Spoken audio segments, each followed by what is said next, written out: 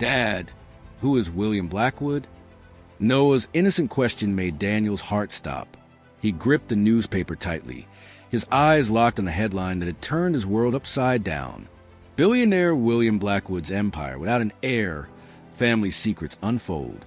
And right below it, an old photo of Blackwood standing beside a woman Daniel knew all too well. Emily, his wife. A chill ran down his spine. Emily had never mentioned this. Why was she in a photo with one of the most powerful men in the country? And why did the uneasy feeling in his gut tell him that her death wasn't just an accident? Daniel inhaled sharply, his mind racing. Because if this is true, Noah, we're in more danger than we ever imagined.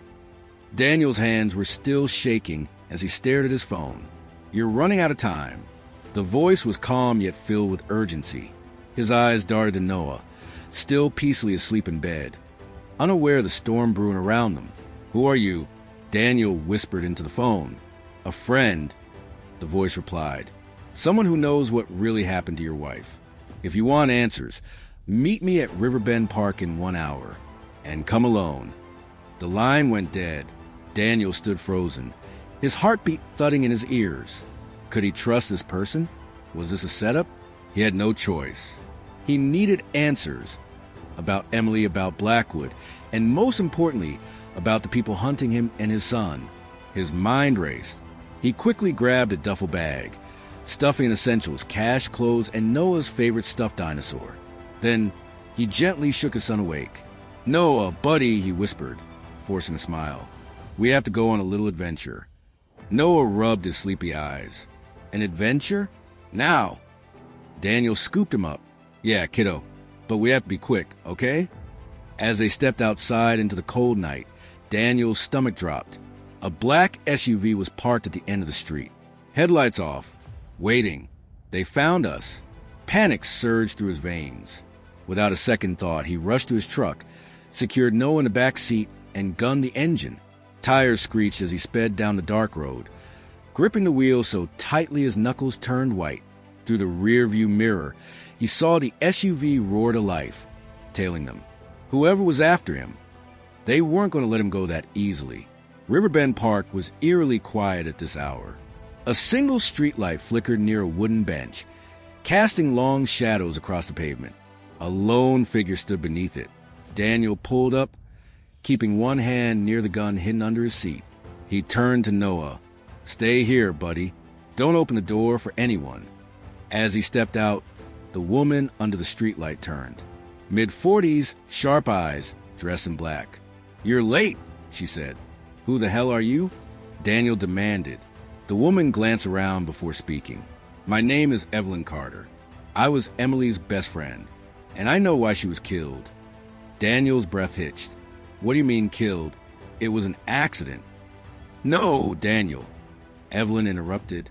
"Emily discovered something she wasn't supposed to. She was murdered to keep it quiet.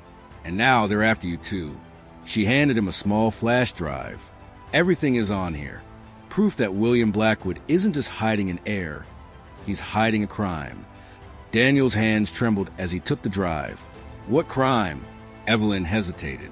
Emily wasn't just Blackwood's assistant. She was secretly investigating him. She found out he was involved in illegal deals, bribes, and worse, murder. She tried to escape with Noah, but they got to her first. Daniel's mind reeled. His wife had been working against Blackwood? That meant her death wasn't just a coincidence. She had died to protect Noah. Suddenly, the roar of an approaching engine shattered the silence. Evelyn's eyes widened. "They're here!" Daniel didn't hesitate. He grabbed the flash drive, rushed back to the truck, and peeled out of the parking lot. Behind him, the black SUV closed in. Noah whimpered. "Dad, what's happening?" Daniel's jaw clenched. "Hold on, buddy." The SUV accelerated. A second car, a sleek black limousine, appeared ahead, blocking the road. Daniel slammed the brakes. The truck skidded to a halt. Armed men stepped out, surrounding them. And then, from the limo, William Blackwood emerged. The billionaire's face was calm, unreadable, but his presence sent ice down Daniel's spine. "Mr. Hayes," Blackwood said smoothly, I believe you have something that belongs to me." Daniel stepped out, standing protectively in front of Noah. "If you so much as touch my son—" Blackwood chuckled. "Relax. I have no intention of harming the boy. In fact, I'm here to offer you a deal." Daniel's fists clenched. "A deal? You mean you want to buy my silence?" Blackwood tilted his head. "Smart man. That flash drive, it's dangerous. People have died for less." Daniel's chest tightened. "Like my wife." For the first time, Blackwood's expression flickered. Emily should have walked away.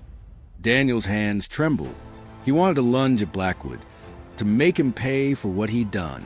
But one look at Noah, innocent, frightened, stopped him. He had a choice: expose Blackwood and risk his son's life, or walk away and keep Noah safe. Noah's small hand gripped his. "Dad, let's go home." Daniel inhaled deeply. Then, slowly, he pulled the flash drive from his pocket and threw it to the ground. Blackwood smirked. "A wise decision." Daniel's voice was cold. "If anything happens to my son, I don't care how powerful you are, I will find you." Blackwood met his gaze. Noted, his men backed away. Daniel lifted Noah into the truck and drove off. The weight of his choice settling in, he had lost the battle. But the war wasn't over, because Daniel had lied. He had already copied the flash drive, and soon, Blackwood's empire would fall. For the next few days, Daniel worked in secrecy.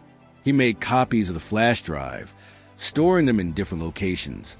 He reached out to trusted journalists, anonymous law enforcement contacts, and people who hated Blackwood just as much as he did.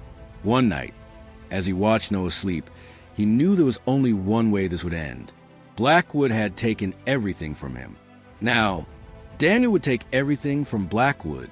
He picked up his phone and sent a single message to an investigative journalist. "I have proof. William Blackwood is a murderer. Meet me." As he hit send, he looked at the city skyline. This wasn't over. It was just beginning.